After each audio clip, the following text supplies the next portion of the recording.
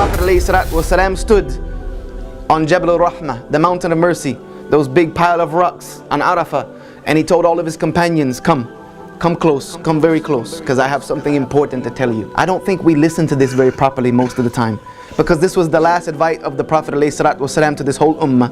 And what was that advice? The farewell sermon.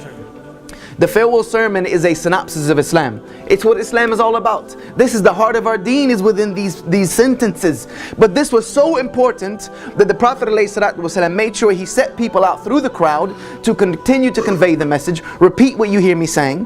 And then he started it by saying, pay close attention to my words, because I don't know if I will be with you again on this day, at this place, after this year. He thought his life was coming to an end, because Jibreel alayhi salam was coming very frequently. He felt that this might be it for me. This might be the last time I have to tell all of you something in one place, so listen to me. Then after every few sentences, he would look at those who are gathered in front of him, and he would say, you're going to be questioned about me one day. What are you going to say?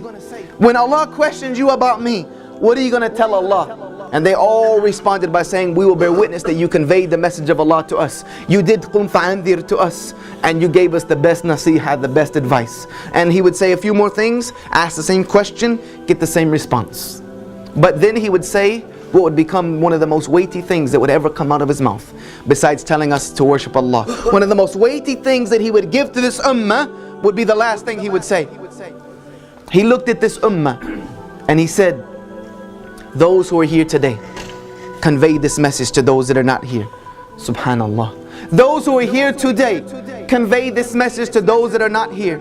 For truly it may be that the person whom you convey the message to may understand it better than you. I don't think we realize what happened. I really don't. I really think we've lost the understanding that our izzah was given to us on this day.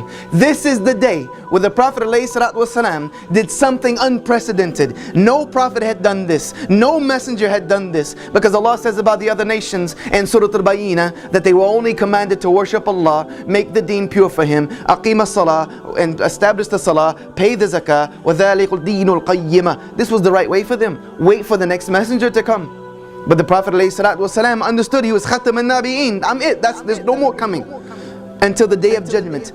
And there's going to be a lot of people that are going to come until that day. So who now is going to do the job of conveying the message of Allah to humanity? He said, you will. This is your task now.